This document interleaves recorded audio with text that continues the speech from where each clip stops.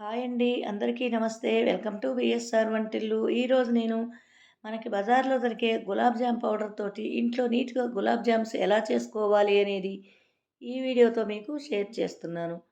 Video ఎక్కడా skip చేయకుండా last వరకు చూడండి. ప్రతి ఒక్కరికి చాలా బాగా చేసుకోవటం చేతవుతుంది. ఇప్పుడు ప్రాసెస్ ఎలాగో చూద్దాము. నేనిక్కడ బజార్‌లో దొరికే గులాబ్ జామ్ పౌడర్ ప్యాకెట్ ఒకటి తీసుకున్నాను. ఇప్పుడు ఈ ప్యాకెట్ కట్ చేసి ఒక మిక్సింగ్ బౌల్‌లోకి ఈ పౌడర్‌నంతా యాడ్ చేసుకోవాలి. వీటిని పాలతో కలుపుకుంటే బావుంటుంది గులాబ్ జాములకి. లేదా వాటర్‌తో అయినా కలుపుకోవచ్చు. నేనిక్కడ కాగి చల్లార్చిన పాలని ఒక టీ గ్లాస్ వరకు తీసుకున్నాను. కొంచెం కొంచెంగా వేసుకుంటూ పిండిని ముద్దలా కలుపుకోవాలి. మన పూరీ పిండి ముద్దలాగా రెడీ చేసుకోవాలి. పిండి అంతా కూడా బాగా కలిసింది.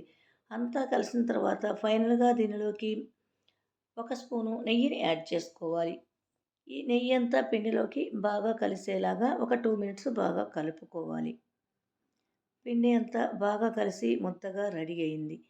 బాగా సాఫ్ట్‌గా వచ్చింది. ఇప్పుడు దీనిపైన ఒక మూతగా బోర్లించేసి ఒక హాఫ్ అన్ అవర్ వరకు ప్రక్కన ఉంచేసేయాలి.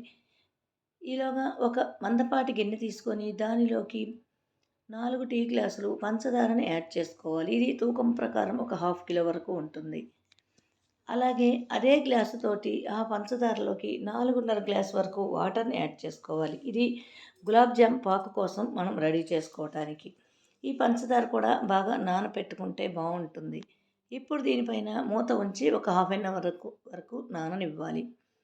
ఇప్పుడు హాఫ్ అన్ అవర్ తర్వాత మూత తీసి ఈ పంచదారని బాగా కలుపుకోవాలి స్పూన్ తోటి. బాగా కలిసిన తర్వాత ఈ గిన్నెని స్టవ్ పైన ఉంచి స్టవ్ ఆన్ చేసి మీడియం ఫ్లేమ్‌లోకి అడ్జస్ట్ చేసుకొని, ఈ పంచదార మెల్ట్ అయ్యేలాగా చూసుకోవాలి.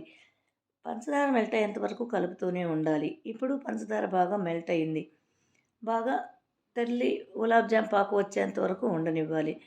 బాగా తెర్లుతూ ఉన్నది ఈ పంచదార. ఇప్పుడు పాకైతే అవసరం లేదు. జస్ట్ బంక బంకగా తగిలితే చాలు. గులాబ్ జామ్ పాకు రెడీ అవుతుంది. ఒకసారి చెక్ చేసుకుందాము. బంక బాగా తగులుతూ ఉన్నది. పాకు రెడీ అయింది. ఇప్పుడు ఈ గిన్నెని స్టవ్ ఆఫ్ చేసి స్టవ్ పై నుంచి దించి కింద ఉంచి మూత పెట్టేసి ఉంచాలి. ఈలోగా మనం స్టవ్ పైన ఒక బాణలి ఉంచి స్టవ్ ఆన్ చేసి దానిలోకి డీప్ ఫ్రైకి సరిపడా ఆయిల్‌ని యాడ్ చేసుకొని, ఈ ఆయిల్ హీట్ ఎక్కేలోగా మనం ఒకసారి గులాబ్ జామ్‌ని ప్రిపేర్ చేసుకోవాలి. ఈ పిండిని ఒకసారి మర్దనా చేసి మీడియం సైజు మనకి కావాల్సిన సైజులో కొంచెం పిండి ముద్దను తీసుకొని బాల్స్‌గా ప్రిపేర్ చేసుకోవాలి. చిన్న ఉసిరికాయంత సైజు పిండి తీసుకుంటే సరిపోతుంది. ఇది బాగా మత్తనగా చేసినట్లు బోలుగా గుండ్రంగా చేసుకోవాలి ఈ ముద్దని. 2 అరచేతుల మధ్యలో రుద్దినట్లయితే మనకి పిండి ముద్ద బోలుగా వస్తుంది. ఈ విధంగా మనకి వచ్చినంత వరకు ఈ పిండిని గులాబ్ జామ్ లాగా రెడీ చేసి ఒక ప్లేట్‌లోకి తీసి ఉంచుకోవాలి. నేను ఈ విధంగా ఈ పిండినంతటిని కూడా రెడీ చేసి ప్లేట్‌లోకి తీసి ఉంచుతున్నాను. అన్నీ రెడీ అయినవి. ఇప్పుడు స్టవ్ పైన ఆయిల్ కూడా హీట్ ఎక్కిందేమో ఒకసారి చూద్దాము.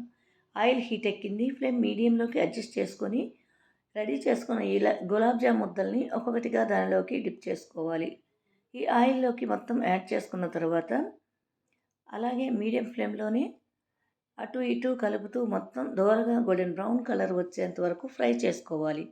ఇవన్నీ కూడా బాగా ఫ్రై అయినవి. గోల్డెన్ బ్రౌన్ కలర్‌లోకి వచ్చాయి.